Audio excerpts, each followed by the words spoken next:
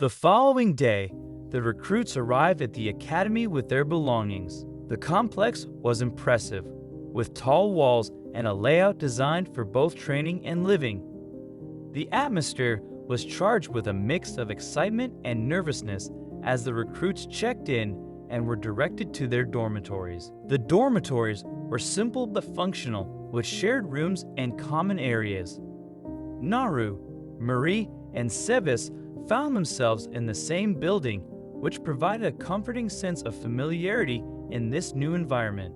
The rooms were basic, with beds, small desks, and storage spaces for personal belongings.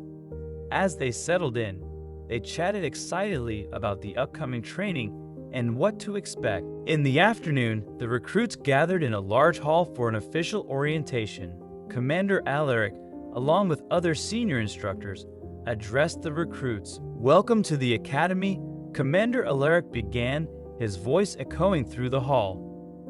"Here, you will learn what it truly means to be a warrior of the great kingdom of Arcane. Your training will be intense and comprehensive, covering physical conditioning, combat skills, and the strategic use of various weapons and techniques." He outlined the structure of the course. Mornings would be dedicated to physical training and basic combat drills, afternoons to specialized training in their assigned disciplines, and evenings to study and rest.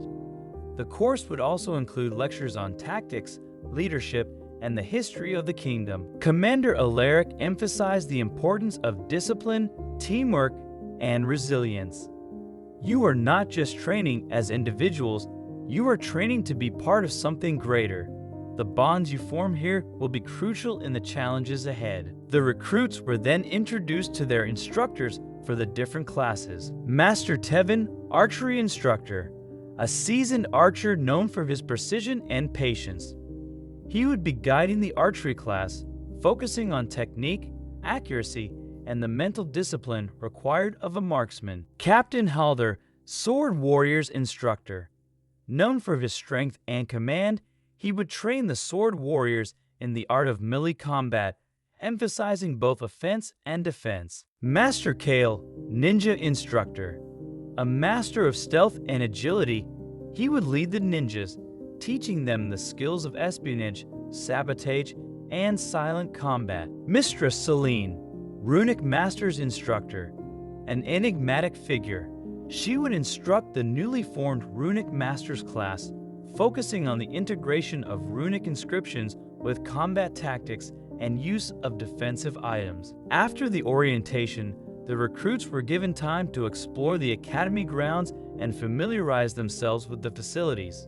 They found training fields, archery ranges, obstacle courses, and even a library filled with scrolls and books on various subjects. As night fell, the recruits gathered in their dormitories, the weight of the day's events settling in. They were now fully immersed in the academy environment, a place dedicated to shaping them into the next generation of warriors for the great kingdom of Arcane. Naru, Marie, and Sevis spent the evening discussing their goals and aspirations. Naru was eager to follow in his father's footsteps as a skilled archer. Marie wanted to prove herself as a formidable warrior, and Sevis, always curious about the unknown, was intrigued by the possibility of one day learning about the runic master's mysterious skills. As they prepared for bed, a sense of mutual trust and purpose filled the air. The recruits knew that the road ahead would be challenging, but they were ready to face it together, united by their shared commitment to becoming warriors of Arcane. The first week of the initial warrior course set a rigorous pace. Recruits woke up at dawn to begin physical conditioning, which included running, strength training, and endurance drills. This was followed by intense combat training in their respective disciplines. Every morning, the recruits started with a grueling physical regimen designed to build their strength, agility, and endurance. Under the watchful eyes of the instructors, they pushed their limits, running laps around the training grounds, lifting weights, and performing various calisthenics exercises. The physical conditioning was relentless, ensuring that every recruit developed the necessary stamina and resilience. Master Tevin guided the archers through a series of drills focusing on accuracy, speed, and concentration.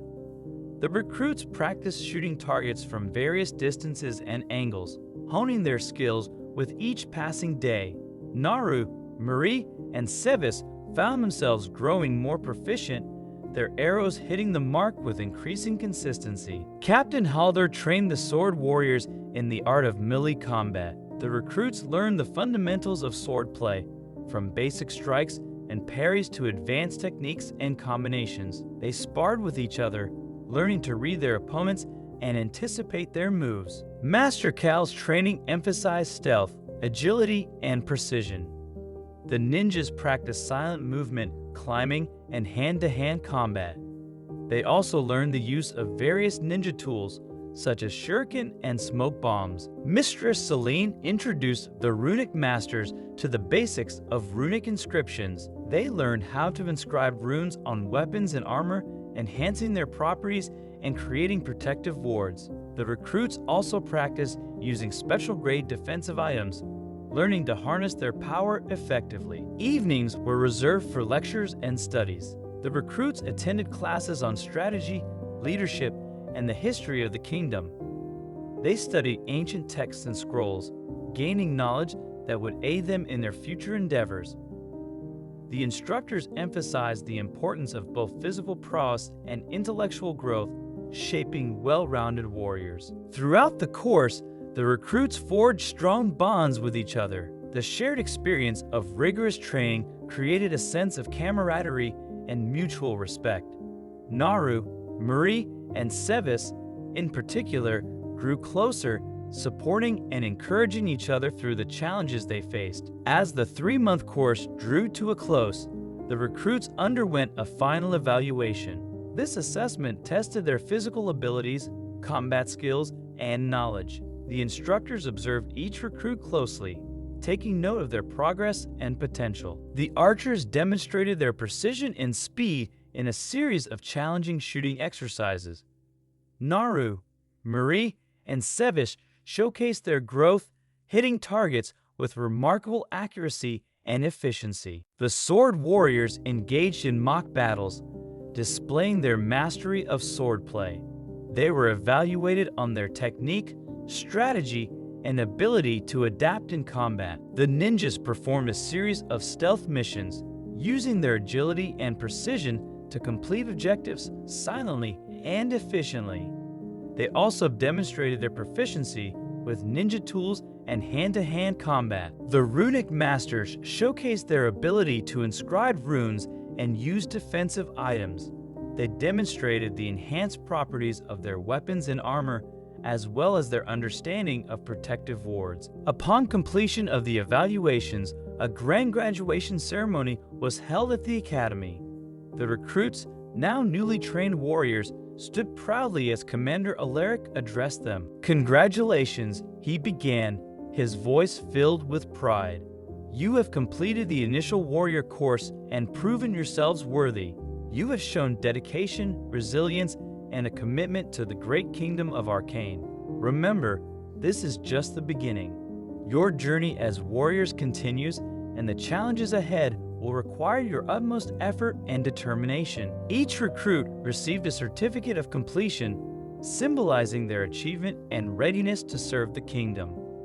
The ceremony was a moment of celebration and reflection, marking the end of an intense training period and the beginning of a new chapter in their lives. After the ceremony, the recruits were given a brief respite to visit their families and rest before embarking on their next assignments.